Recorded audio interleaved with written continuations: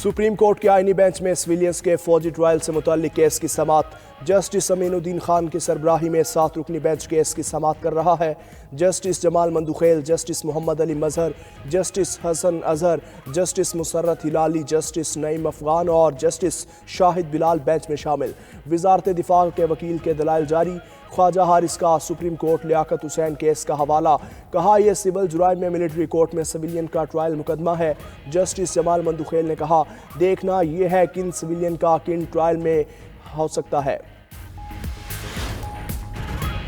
हुकूमती इत्तेहाद और पीटीआई की मुज़ाकराती कमेटियों का इजलास 16 जनवरी को तलब। स्पीकर कौमी असम्बली की ज़ेर सदारत तीसरी बैठक जुमेरात को दिन 11:30 बजे पार्लियामेंट हाउस में इन कैमरा होगी। इजलास में तहरीक इंसाफ अपने मुतालबात तहरीरी शक्ल में पेश करेगी। स्पीकर अयाज सादिक और पीटीआई रहनुमा असद कैसर के दरमियान राबते के बाद मुलाकात की तारीख और वक्त है। मीडिया से गुफ्तगू में असद कैसर का कहना था हम मुज़ाकरात में संजीदा है, मुल्क में आईन और कानून की हुक्मरानी होनी चाहिए।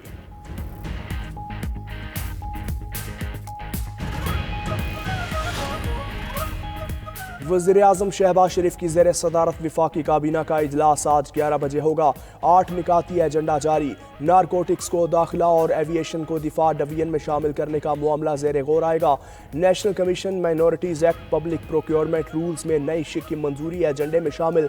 इन्वायरमेंटल ट्राइब्यूनल के मेंबर डॉक्टर बशीर खान की मुद्दत में 2 साल तोसी दी जाएगी। कानून साजी केसेस में मुताल्लिक काबीना कमेटी के 17 दिसंबर के फैसलों की तौसीक भी की जाएगी।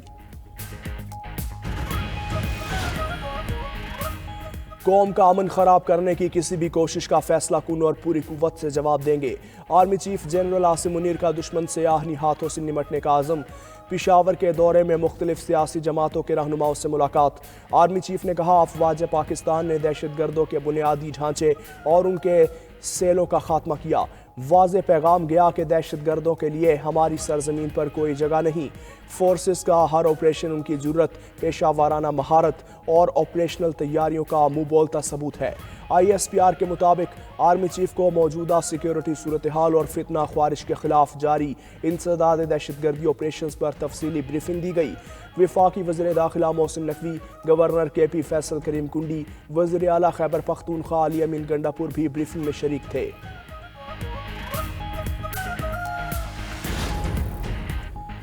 सेनेट का इजलास आज शाम 4 बजे होगा। 13 निकाती एजेंडा जारी। हुकूमती मिल्कियती इदारों से मुतालिक तरमीमी बिल 2024 की रिपोर्ट में तोसी की तहरीक एजेंडे का हिस्सा। टैक्स कवानीन तरमीमी बिल 2024 में मजीद तरामीम शामिल करने की तहरीक एजेंडे में शामिल। खैबर पख्तूनख्वा को 8 अरब से ज़ायद फंड्स ना देने के हवाले से तवज्जो दिलाओ नोटिस एजेंडे में शामिल। मुख्तलिफ कायमा कमेटियों की रिपोर्ट्स भी सेनेट इजलास में पेश की जाएगी। प्रोडक्शन ऑर्डर्स जारी होने पर PTI की सेनेटर एजाज अहमद चौधरी की भी इजलास में शिरकत मुतवक्के। मुल्क में शदीद सर्दी की लहर बरकरार। बालाई इलाकों में पारा -12 तक जा गिरा। बाज़ इलाकों में पारा नुक्ता जमात से भी काफ़ी नीचे चला गया। लेह -12, अस्तोर -10 रिकॉर्ड। गिलगित और कालाम में -7, बगरूट और हुंजा में पारा -6 रहा। दीर और चित्राल में -4 डिग्री सेंटीग्रेड रिकॉर्ड। इस्लामाबाद में दर्जा हरारत 1 degree centigrade record. Lahore 6, Karachi 11, Peshawar 2, जबकि कोयटा में पारा 0 रहा। बालाई इलाकों में पहाड़ों ने सफ़ेद चादर ओढ़ ली, नज़ारे हसीन हो गए। चित्राल में शदीद बर्फबारी, ज़मीनी राबता मुनक़ता, लोगों को मुश्किलात का सामना। उधर पंजाब के मैदानी इलाकों में धुंध के डेरे बरकरार। शदीद धुंध के बाइस मोटरवेज के मुख्तलिफ सेक्शंस बंद रहे।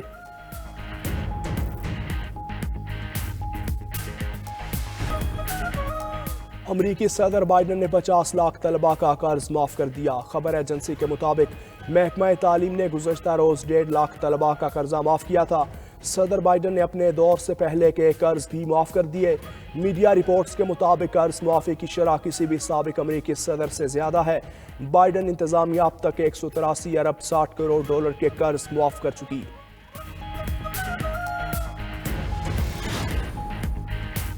जनूबी कोरिया के मुअत्तल सदर की तनख्वाह बढ़ गई। 3% इजाफे के साथ अब $1,79,000 मिला करेंगे। खबर एजेंसी के मुताबिक योनसक अदालत के फैसले तक ओहदे पर बरकरार रहेंगे। मुआखजे पर आईनी अदालत में ट्रायल की समाअत आज होगी। योनसक को मार्शल लॉ लगाने पर पार्लियामेंट ने मुआखजे के जरिए मुअत्तल किया था।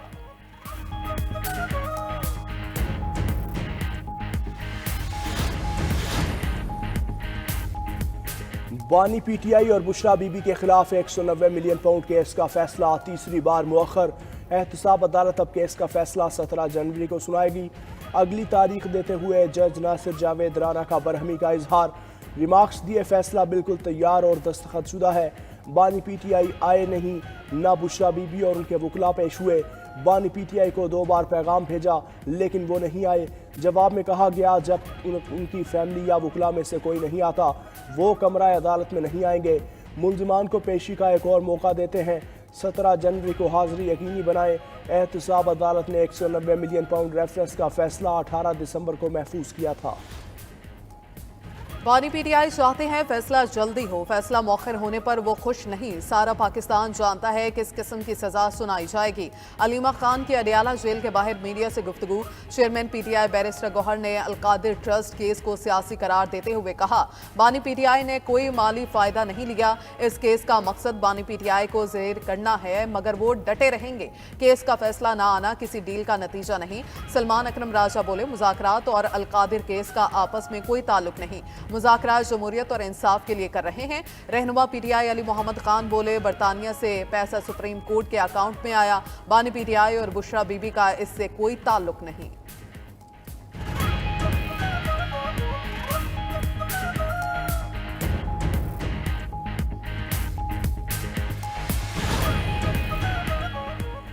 बानी चेयरमैन ने ताखीरी हरबों में PhD की हुई है। वफाकी वज़ीर इत्तलात तारड़ बरस पड़े। कहा, बानी पीटीआई का हर केस ताखीर का शिकार हुआ। फॉरेन फंडिंग केस में गैर हाजिरी और ताखीर 6 साल पर मुहित थी। तोशाखाना केस में 2-2 माह की तारीखें लेते थे। तलाल चौधरी ने कहा, करप्शन को इस्लामी टच देना पीटीआई का तरीका वारदात है। अब मुकदमात का सामना करने की बजाय डील का तासुर दे रहे हैं।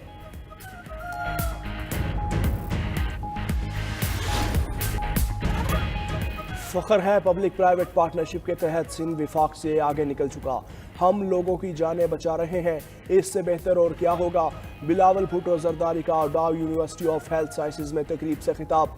बोले, यूनिवर्सिटी ऑफ कैलिफोर्निया ने कराची और लाड़काना के सिविल अस्पताल के मयारी इलाज को तस्लीम किया। कोशिश है ऐसा मयारी इलाज न सिर्फ सिंध के हर जिला बल्कि पूरे मुल्क में पहुंचा सके।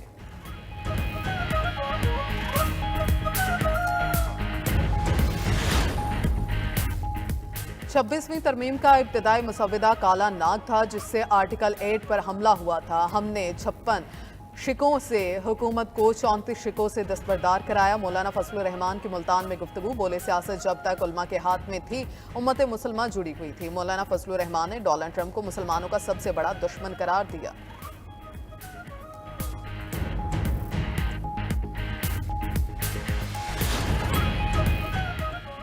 सुप्रीम कोर्ट का हर जज आज़ाद है। जजिस पर तनकीद होनी चाहिए लेकिन तामीरी तनकीद हो। सुप्रीम कोर्ट टाइटैनिक है, आप इसको तब्दील नहीं कर सकते। चीफ जस्टिस याहिया आफरीदी की सुप्रीम कोर्ट प्रेस एसोसिएशन के वफ्द की मुलाकात में गुफ्तगू। कहा, बराह रास्त हाई कोर्ट की अथॉरिटी या मातहत अदलिया में मुदाखलत नहीं होगी। गवादर और कोयटा के दौरे पर लापता अफराद के इशू ने मुझे हिला कर रख दिया। लापता अफराद के केसेस को टेकअप किया जाएगा। दूसरी जानिब सुप्रीम कोर्ट के आईनी बेंच में सिविलियंस के फौजी ट्रायल से मुताल्लिक केस की समाअत आज फिर होगी। अदालत की वजारत दिफा के वकील ख्वाजा हारिस को आज दलाइल मुकम्मल करने की हिदायत।